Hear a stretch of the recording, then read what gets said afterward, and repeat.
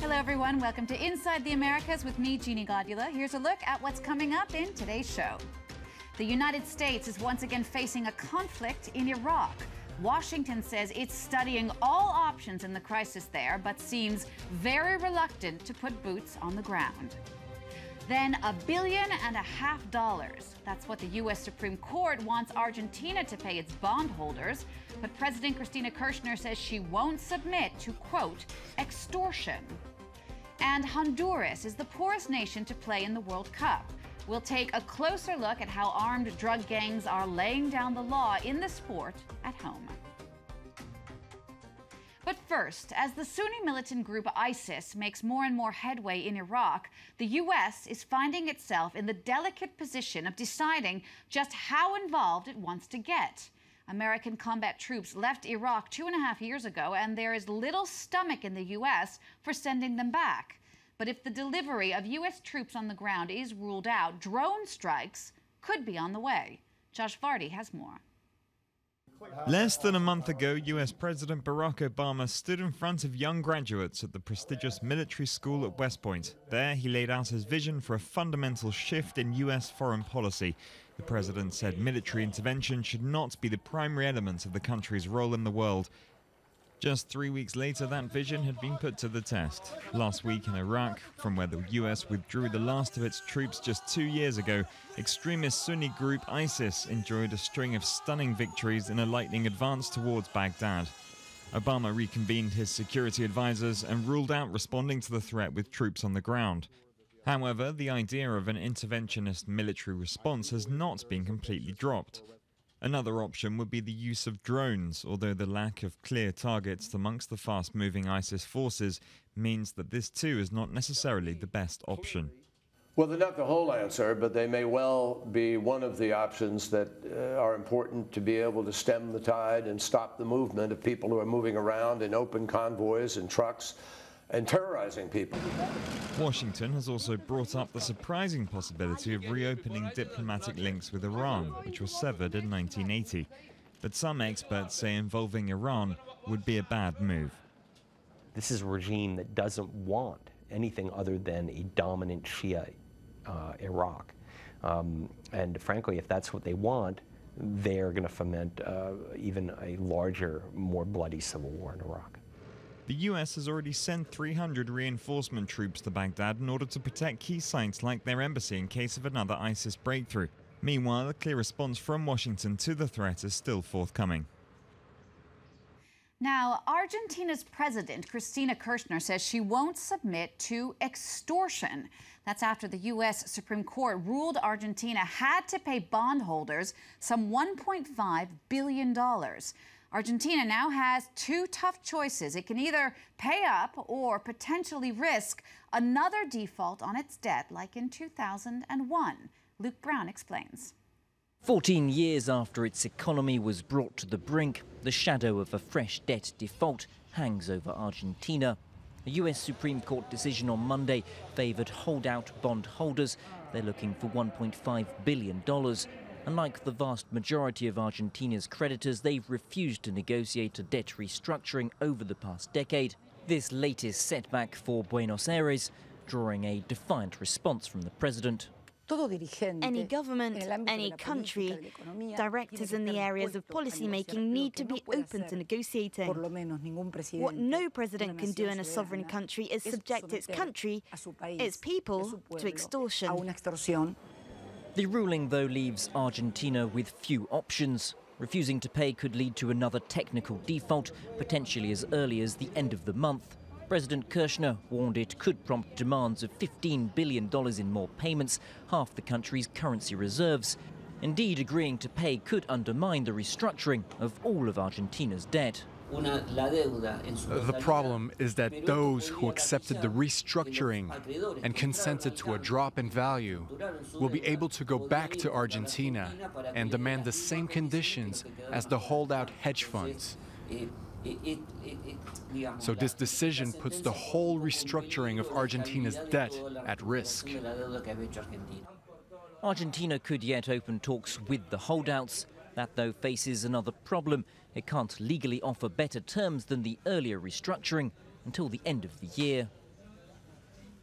We'll go now to Honduras, a place that holds the dubious title of murder capital of the world. The Central American nation is also the poorest playing in the Football World Cup. Honduran soccer itself has long been steeped in violence. Armed drug gangs reportedly regularly infiltrate supporters clubs, promoting a climate of fear. Joe Tandy has more from the capital. Iberia is a working-class neighborhood of the Honduran capital Tegucigalpa and a hotbed of drug violence. Our guide, Alex, is a member of the Ultra Fiel, a supporters club linked to national champions Olimpia with a violent reputation. We painted that graffiti in honor of the club president. He died. He was killed by supporters. Why did they kill him? Problems amongst the fans. On February 2nd this year, an Olimpia supporter was left for dead after clashes between fans at a derby game against rivals Marathon. Some blame the country's football violence on the Maras, armed drugs gangs controlling whole neighborhoods and now reportedly infiltrating soccer clubs.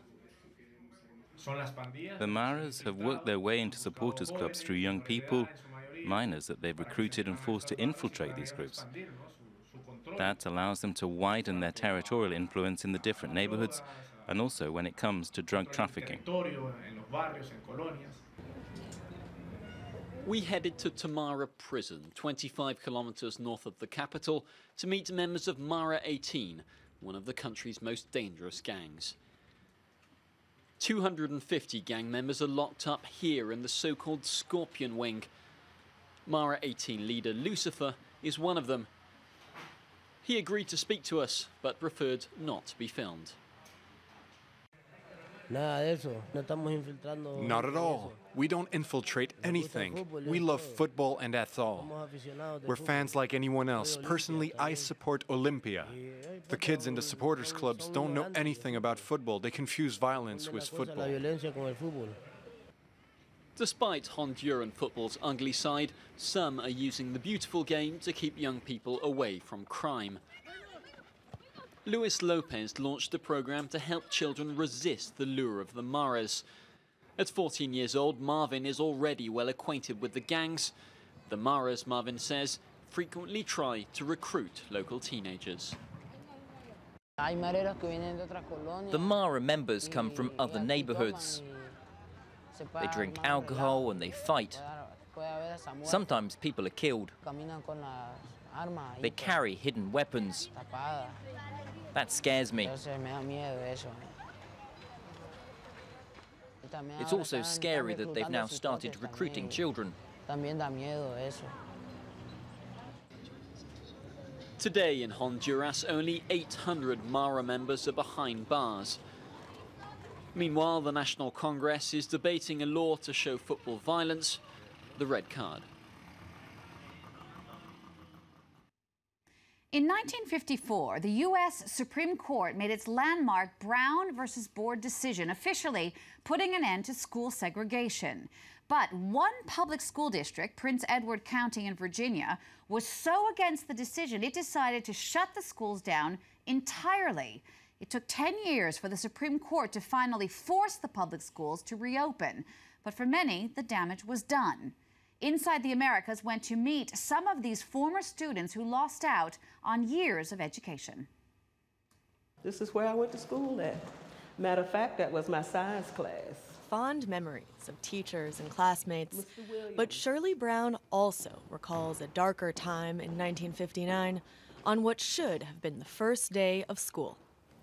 I and my sister Patricia, we walked up to the school, and when we got there, it was these big, ugly, bulky chains on the door. And on every other school building in town. That's because following the 1954 Supreme Court decision to desegregate schools, Prince Edward County, Virginia chose instead to shut down its entire public school system to avoid integration. As a child, Shirley Brown struggled to understand. I even asked God, why? Why are we treated so bad? You know, what did we do? Her questions went unanswered for the next 5 years as the public schools remained shut. Some black children went to makeshift classrooms in church basements and homes, while the county opened state-funded private schools for white students only. But then, the U.S. Attorney General took notice. The white children are all going to school. The Negro children are not going to school. The public schools have been closed. Bobby Kennedy, outraged, raised money to open the so-called free schools to educate these children until the courts acted. And in 1964, they did. The Supreme Court forced the schools to reopen for the first time, establishing the right to public education. What happened in Prince Edward County? Change occurred, but really there was a lot of loss. And those young black kids gave up a lot. And I don't think that their sacrifice has been truly acknowledged. Officer Brown, Officer Mercer. These days, he patrols the halls of Prince Edward High, but because of the school shutdown, Warren Brown's education didn't begin until age 10. And without that foundation, Brown says, he'd never fully learned how to read or write, and even turned down college sports scholarships because of it. You hear a lot of people when you bring up the school close and they would say they need to just let it go. Just let it go. Just forget about it. It's something that you just can't forget about. You learn to deal with it, but you can't just let it go. A personal struggle for many in Prince Edward County, but also a piece of civil rights history. All right, we'll leave you now with something you absolutely don't see every day. A former U.S. president jumping out of an airplane, and he's 90 years old. Believe it or not, that is George H.W. Bush, who made that impressive leap to mark his birthday this week. Not the first time for the former leader, ouch, of the free world, a bit of a rough landing there. He did make that birthday jump every 5 years since he turned 75. For him, it's a way of honoring his very first jump when he was shot down over the Pacific during World War II. There you can see him with his lovely wife, Barbara, as well as his son, another president, George W. Bush. We'll leave you with that. Thanks so much for watching Inside the Americas. We'll see you shortly here on France 24. Stay with us.